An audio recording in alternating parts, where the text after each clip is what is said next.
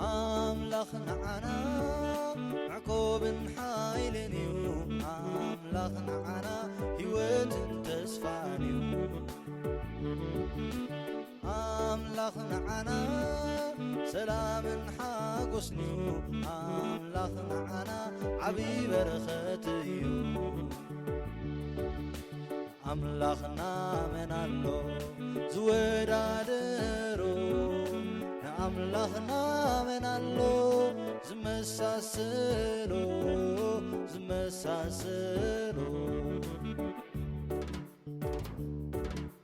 قالوا كلته زافو سيفيو قالوا بزا معر ودلائيو قالوا كل جزي سروي قالاتيو قالوا نعنا عبيب الصنانعيو أملاخنا من الله زودادرو أملاخنا من الله زمساسلو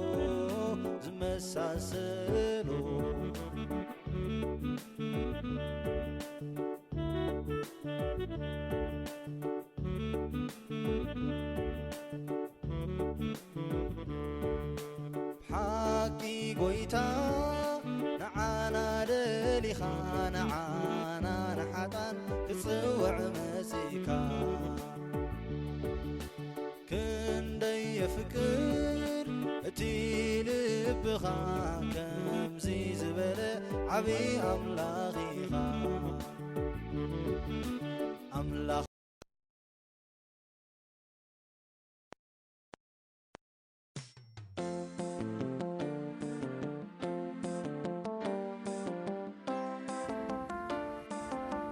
بسم أبن والدن منفس قدسن حدا أملاخ أمين እግዚአብሔር አምላኽና ስለ ዝፈጠርካና ናብ ክርስትና ስለ ጽዋዕኻና በብዓይነቱ ጉህድን ስውርን ረድኤት ስለ ዝሃብካና በዛ ለይቲ እዚኣ ሓሊኻ ክሳብ እዋን እዚኣ ስለ ዘብፅሕካና ነመስግነካ ኣለና። ኦጎይታ በዛ መዓልቲ እዚኣ ካሕዝነካ ካብ ዝኽእል ኩሉ ሓሊኻ በታ ዓብዪ ሕያውነትካን ምሕረትካን ንዓኻ ብዝሕጉዝ ጽቡቕ ግብሪ ጥራይ ከም ንርከብ ትገብረና ምእንቲ ናይ ፍቕሪ ወድኻ መድሓኒና የሱስ ክርስቶስ ስሩፋት ናይታ ኣደ ወድኻ ድንግል ማርያም ጸሎትን ናይ ሓለውትና ኩሎ መላእኽቲ ኣማልድነትን ስጋ ዝለበሰ ዘለኣለማዊ ቃልካ ዝመሃረና ጸሎት እናደገምና ናባኻ ንቐርብ ኣለና። አቦና በሰማይ ትነብር ስምካ ይመስገን መንግሥትኻ ትምጻእ فقط كاب سماي كم زخنه كم نمدري يخون مقبعلتنا لو مهبلنا زبدلنا كا يقرب لنا نحنا ون نزبدلنا يقرا خم النبل عفتنا يتأتونا كوكفو عدحننا كمي منقستن حيلن كبرن زل عالم أتكاي آمين سلام نعاخي ومريم تقاز ملآكي زيابير مساخيو مكابانسي استبارك أخي نايكر صغفر يسوس كأها استبارك أيو وقدست مريم أدى أملاخ لمن لنا معنا نهاتان نحجين بجيزي موتنان أمين سبحات نآبن نولدن نمنفس قدسن يخون تنتخن ذنبري حجخاء نوترو نزل عالم أمين كاب وانجيل ماتيوس محرافة كاب 13 سقال 16 نسخاتكم نمدري جويكم جو مقرتو انتعاد فقه بمنتهي مكر ندقى تدربيو بسبب كرقاس انت زي كوينو زتقوم يقولون نسخاتكم نعالم برهانيكم أب انبا زلا ختما كتخوة لايك علانيو مبرهتي أبيت نزلو كلو من تخبره أبرخا مقبره مؤمتيو تنبرو انبر ኣብ ትሕቲ ኸፈር ክተንብሮ ኣይተብርሆን ኢኻ። ከምኡ ከዓ ነቲ ጽቡቕ ግብርኹም ሪኦም ኣብ ሰማይ ንዘሎ ኣቦኹም ምእንቲ ከመስግንዎ ብርሃንኩም ኣብ ቅድሚ ሰብ ይብራ። ኦ ኣምላኽ ንስኻ ኣምላኸ ኢኻ። አንግሄ ደልየካ ኣለኹ ኣነ ናትካ ጽምእለኒ እናበለ ዳዊት ኣብ መዝሙር 63:1 ከምዚ ዘመሮ ንሕና እውን በዚ መንፈስ እዚ ናብ እግዚኣብሔር ኣምላኽና ክንቀርብ ቃሉ ክነስተንትን ንዕደም ኣለና። ቤተክርስትያንና እምበኣር ሎሚ ንቅድሲ ክላራ ተኣሲዚ ትዝክር። ነዚ መዓልቲ ከምዚ ዝሳነ ቃል ኣምላክ ከዓ ነቲ ኣብ ማቴዎስ 5:16-3:16 ዘሎ ንኸነስተንትን ቤተክርስትያንና ትዕድመና። ኣብዚ ናይ ሎሚ ወንጌል እምበኣር ጎይታና ኢየሱስ ክርስቶስ ሓደ ንጹርን ርዱእን ዝኾነ መንነትን ተልእኾን ሓላፍነት ናይ ነፍሲ ወከፍና ናይ ነፍሲ ወከፍ ፀዋዕታን ይዛረብ። ጨው መግቢ ከይበላሾ ይሕግዝ። ብተወሳኺ ነቲ መግቢ መቐረትን ጣዕምን ይህቦም። ከምኡውን እቲ መልእኽቲ ወንጌል ክርስቶስ ከምቲ ዝግባእ ኣብ ሂወትና ተተቐቢልናዮ ንኹሉ ኣብቲ ምድራዊ ጉዕዘና ዘጓንፈና ነገራት ትርጉም መቕረት ይህቦም። ንሕና ከም ኣመንቲ ከምኡ ክንከውን ንጽዋዕ።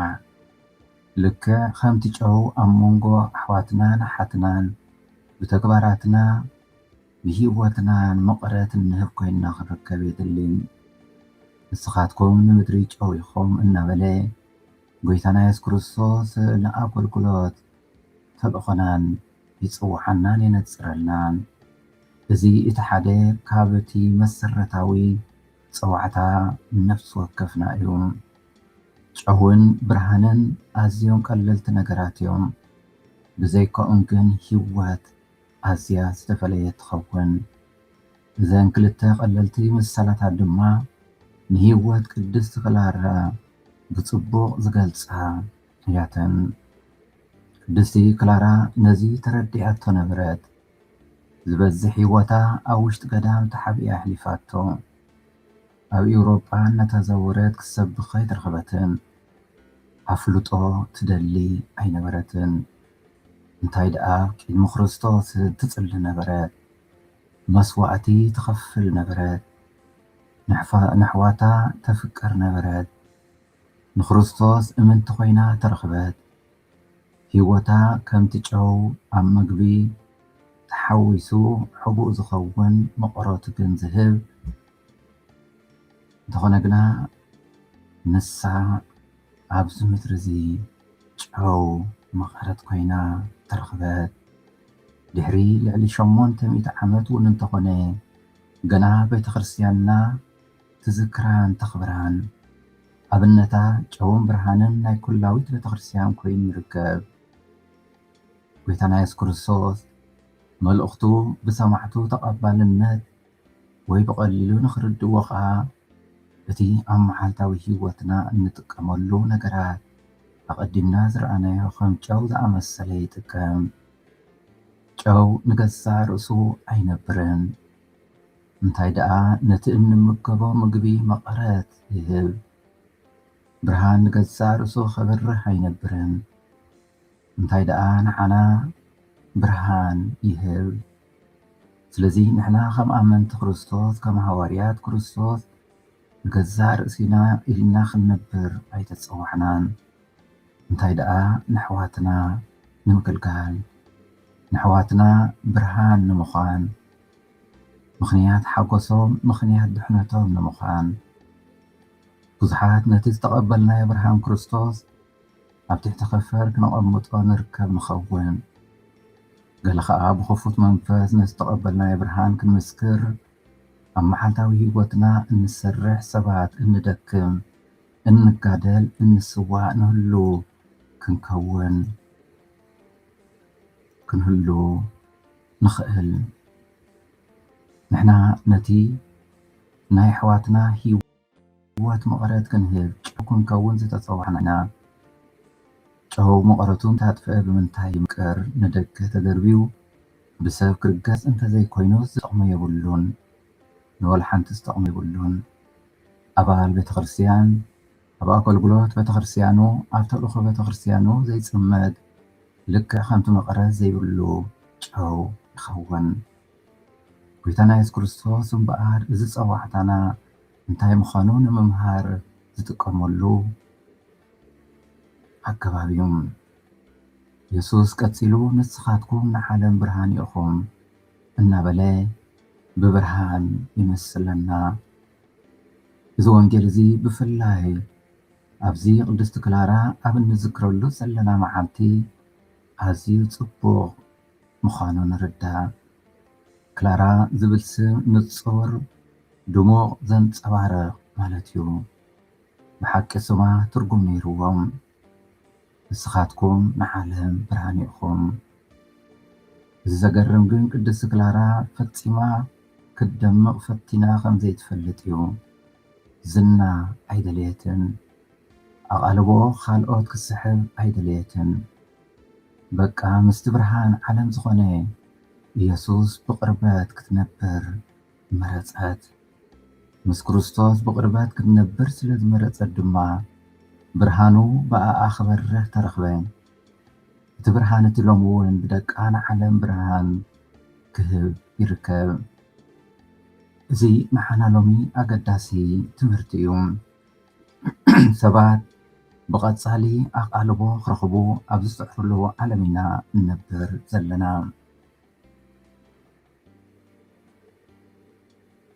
ብዙሕ ግዜ እውን ኣምላኽ ኣባና ፅቡቕ ነገር ይርኢ ድዩ ኣይርእን ካብ ምግድያስ ንርስዕ። እንታይ ደኣ ሰባት ኣባና ገለ ክሪኡ ንፅሕርን ሃሰስ ንብልን ንደክምን። ቅድስቲ ክላራ ሎሚ ንነፍስና ንነፍስኻ ክተብርህ ወይ ንነፍስኻ ክተብርሂ ኣይትጨነቕ ኣይትጨነቕ ትብለና። ናብ ኢየሱስ ቅርብ ኢልና ክንነብር ኢየሱስ ድማ ብኣና ክበርህ ክንፈቕደሉ ትዕድመና። ስለዚ ዝኸበርኩም ኣሕዋትን ኣሓትን መድሓኒና ኢየሱስ ክርስቶስ ሎሚ እውን ደጊሙ ናይ ነፍሲ ወከፍና ፀዋዕታ እንታይ ምዃኑ ብንፁር ይምህረና። ንሕና ጨው ምድሪ ብርሃን ናይዚ ዓለም ክንከውን ዝተፀዋዕና ኢና። ኣነ ንዓለም ብርሃን እየ ትስዕበኒ ከዓ ብርሃን ህይወት ክረክብ እምበር ብፀልማት ኣይክኸይድን ይብለና። ከምቲ ሓደ መስትያት ናይ ቤተክርስትያን ነቲ ጩራ ፀሓይ ተቐቢሉ ዘንፀባርቕ ዝተፈላለየ መልክዕ ከዓ የንፀባርቕ። ንሕና እውን ነቲ ብርእሱ ብርሃን ዝኾነ ክርስቶስ ተቐቢልና ነቲ ብርሃን ክርስቶስ እነንፀባርቕ ኣመንቲ ክንከውን ኣለና። ከምቲ መስትያት ናይ ቤተክርስትያን ዝበልናዮ እቲ መስትያት ናይ ቤተክርስትያን እቲ ጩራ ፀሓይ ተቐቢሉ ዝተፈላለየ ብርሃን የንፀባርቕ። ንሕና እውን ነቲ ናይ ክርስቶስ ካብ ክርስቶስ ተቐበልናዮ ፀዋዕታ ብርሃን ተቐቢልና ነቲ ብርሃን ክርስቶስ እነንፀባርቕ እንምስክር ኮይንና ክንርከብ ንዕደም። ጨውን ብርሃንን ምዃን ማለት ከዓ ሓላፍነት ዘሰክም እዩ። ሓደ ኣማናይ እቲ መቐረትን ብርሃን ናይ ወንጌል ናብ ካልኦት ከመሓላልፎ ኣለዎ። እንተኾነ መጀመርታ ንሱ ባዕሉ ወንጌል ንህይወቱ መቐረት ከም ዝህቦ ኣብ ጉዕዝኡ ብብርሃን ከም ዝኾኖ ሕያው መስካሪ ኮይኑ ክርከብ ዘለዎ። እቲ መቐረት ናይ ወንጌል እንተኣጥፊኡ እቲ መብራህቲ ይጠፍእ፣ ኣብ ፀልማት ከዓ ይመላለስ። ስለዚ ኣብ ፀልማት ንኸይንነብር ከይንመላለስ እቲ ብርሃን እቲ ኣባና ክነብር ይትለም። ከምኡ ከዓ ይብል ጎይታና ኢየሱስ ክርስቶስ ቀፂሉ ነቲ ፅቡቕ ግብርኹም ሪኦም ኣብ ሰማይ ንዘሎ ኣቦኹም ምእንቲ ከመስግንዎ ብርሃንኩም ኣብ ቅድሚ ሰብ ይብራ። ስለዚ ነቲ ጸጋ ነቲ ብርሃን እግዚኣብሔር ዝተቐበልናዮን ኣሕዋትና ብርሃን ክህብ ኣለዎ እንተዘይኮይኑ ከምቲ በዓል ሓደ መክሊት ተቐቢሉ ዝቐበረ እሞ ኣብ መጨረሻ ብእግዚኣብሔር ዝተኾነነ ንኸውን። ስለዚ ኣብ መዓልታዊ ህይወትና እዚ ጽቡቕ ግብሪ ኣብ ህይወትና ክንጸባርቕ ኣለዎ። እዚ እቲ ናይ ሓደ ሓቀኛ ሃዋርያ ህይወት መስካሪ ሓቂ መስካሪ ብርሃን ድሕነት ክኸውን ትሕትና ፍቕሪ ምሕረት እዚ ሓቂ እዚ ናይ ወንጌል ናብ ኩሉ ክነብፅሖ ክንዕጠቕ እግዚኣብሔር ክሕግዘና ወትሩ ክንልምን የድሊ። ተስፋ ዝቆረፀ ሰብ ሓውና ሓፍትና ምኽንያት ተስፍኡ ድሕነቱ ክንከውን ንሕና ድሮ ብጥምቀትና ነዚ ብርሃን እዚ ተቐቢልናዮ ኢና ፈሊጥናዮን ኣስተማቒርናዮን ኢና። ስለዚ ነዚ ሓቂ እዚ ኣብ ኩሉ ንኽበፅሕ ነፍሲ ወከፍና ኣብ ትሕቲ ሓንቲ ፀሓይ ወይ ብርሃን ክንመላለስ ክንዕጠቕ ይግባአና። ምክንያቱ ባህሪ ናይ ፀዋሕታና ብመሰረቱ ምስክርነት ጨው ብርሃን ናይ ኣሕዋትና ምዃን ስለ ዝኾነ ብርሃን ዘይብሉ ህይወት ፀልማት ይኸውን። ስለዚ ብርሃን ህይወትና ከዓ ክርስቶስ ባዕሉ እዩ። ክርስቶስ ዘይብሉ ህይወት ከዓ ፀልማት ይኸውን ብርሃን ኣብኡ የላን። ስለዚ ብዙሓት ኣሕዋትናን ሓትናን ብርሃን ወንጌል ዘድልዮም ኣለዉ። ህይወትና ብብርሃን ወንጌል ክምራሕ ይግባእ። እንተዘይኮይኑ ኣብ ፀልማት ንመላለስ። ኣብ መወዳእታ እምበኣር ከምቲ ዝሰማዕናዮ ጎይታና ኢየሱስ ክርስቶስ ሰናይ ተግባራትኩም ሪኦም ሰማያዊ ኣቦኹም ምእንቲ ከኽብሩ ከመስግኑ ብርሃንኩም ኣብ ቅድሚ ሰባት ይብራህ ይብለና። ኣብ መንጎ ክርስትያናዊ ምስክርነትን ርእሰ ምልላይን ዘሎ ፍልልይ እዚ እዩ። ሰናይ ንገብር ሰባት ከመይ ዝበለ ድንቂ ሰባት ምዃንና ወይ ክንበሃል ዘይኮነስ ከመይ ዝበለ እግዚኣብሔር ኣምላኽ ድንቂ ምዃኑ ንኽፈልጡ እዩ። እዚኣ ቅድስቲ ክላራ ብሂወታ ንመስከረቶ ህይወታ ካብ ገዛ ርእሳ ዘመልክት ኣይነበረን። ካብ ገዛ ርእሳ ንላዕሊ ዘመልክት እዩ ነይሩ። ሰባት ናብ ቅድስቲ ክላራ ምስ ጠመቱ ንኢየሱስ ክርእዩ ትደሊ ነበረት። እዚ ከዓ እዩ ዝኸውን ዝነበረ። እዚ ሎሚ ንኩላትና ጽቡቕ ናይ ሕልና ምርመራ ክንገብር ዝዕድም እዩ። ምስ ሰባት ምስ ተረኸብና ብኣና ምኽንያት ናብ ኣምላኽ የቐርቡ ድዮም? ሰባት ምሳና ኣብ ዝዛረብሉ ምትብባዕ ወይ ተስፋ ምቑራጽ ይስምዖም ድዩ? ሰባት ህይወትና ኣነባብራና ርክብና ሪኦም ንኢየሱስ ክርእዩ ዶ ይኽእሉ እዮም? ምኽንያቱ መጽሓፍ ቅዱስ ክንስከም ክነንብብ ንኽእል ኢና። እንተኾነ ግና ሕጂ እውን ሰባት ክንጎድኦም ንኽእል ኢና። ጸሎት መቑፀርያ ክነብፅሕ ንኽእል ኢና። እንተኾነ ሕጂ እውን ኣብ ሕሜታ ክንነብር ንኽእል ኢና። ሰንበት ናብ ቅዳሴ ክንከይድ ክንሳተፍ ንኽእል ኢና። ሕጂ እውን ይቕረ ምባል ክንኣቢ ኢና። ኣብ ውሽጢ ገዳም ከይተረፈ ክንነብር ንኽእል ኢና። ሕጂ እውን ምልዋጥ የድልየና። ቅድስና ብዛዕባ እንነብረሉ ቦታ እንፈጽሞ ስራሕ ጥራይ ኣይኮነን። ቅድስና ንክርስቶስ ኣባና ክንነብር ምፍቃድ እዩ። ቅድስቲ ክላራ ንክርስቶስ ሙሉእ ብሙሉእ ኣብኣ ክንነብር ስለ ዝፈቐደትሉ ሙሉእ ህይወታ ናብ ኣምላኽ ዘመልክት ብርሃን ኮይኑ ተረኽበ። እዚ ድማ ፀዋዕታ ናይ ሎሚ ወይ ዕድመ ናይ ሎሚ ወንጌል እዩ። ሰባት ኣባና ዘሎ ብርሃን ምስ ረኣዩ ካባና ሓሊፎም ጠሚቶም ንኣምላኽ ክሪኡ ይኽእሉ ደለዉ ኣይክእሉን እናበልና ገዛ ርእስና ክንሓትት እግዚኣብሔር ኣምላኽና ብኣማልድነት እኖና ቅድስት ድንግል ማርያም ቅድስቲ ክላራን ነፍሲ ወከፍና ይሓግዝ። ኦልዑል ኣምላኽና ንቅድስቲ ክላራ ብፍቕርኻ ኣላዓዒልካ ኣብ ውፉይ ህይወት ከም ትጽመድን ናብ ፍጽምና ከም ትስጉምን ዝገበርካ ብናታ ጸሎትን ኣማልድነትን ኣብ ኣገልግሎትካ ጽሙዳትን ትጉሃትን ንምዃን ዘኽእለና ጸጋ ክትህበና ንልምነካ ኣለና። ኣብ ቤተ ክርስቲያን ድማ ወትሩ ንመንገዲ ማርያም ሓውቲ ማርታ ተኸቲልና ወይ ተኸቲሎም መደብ ጸሎትን ኣስተንትኖን ዝሕዙ ክበጽሑ ንልምነካ ኣለና።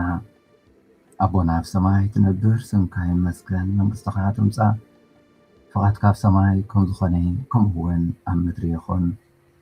ምግቢ ዕለትና ሎሚ ሃበና፣ ዝበደልናካ ኣቕርበለልና፣ ንሕና እውን ንዝበደሉና ይቕረ ከም እንብል፣ ኣብ ፈተና ይተእትወናን ካብ ክፉእ ኣድሕነና።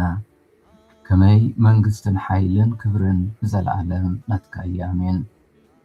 ሰላም ንዓኺ ኦ ማርያም፣ ጸጋ ዝመልአኪ እግዚኣብሔር ምሳኺ እዩ። ካብ ኣንስቲ ዝተባረኪ ኢኺ፣ ናይ ከርሥኺ ፍሬ ኢየሱስ ከዓ ዝተባረኸ እዩ። ኦ ቅድስቲ ማርያም ኣደ ኣምላኽ ለምንልና ንዓናና ሃጣን፣ ንሕጅን ብጊዜ ሞትናን ኣሜን። ስብሃት ንኣብን ንወልድን ንመንፈስ ቅዱስን ይኹን፣ ጥንቲ ከም ዝነበረ ሕጂ ከዓ ንወትሩ ንዘለዓለም ዓለም ኣሜን። እግዚኣብሔር ስለ ኩሉ ነገር ዝተመስገነ ይኹን። ቃሉ ክልተ ዝኣፉ ሰይፍ እዩ፣ ቃሉ ብዛ መዓር ወደላ እዩ።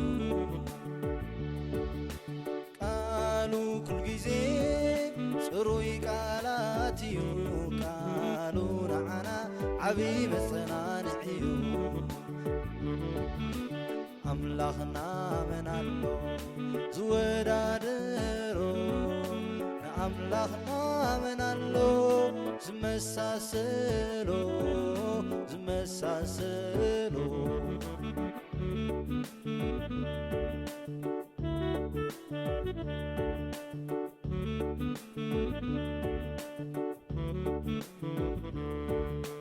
ሓቂ ጎይታ ንዓና ደሊኻ፣ ንዓና ንሓጣን ክጽውዕ መጺካ፣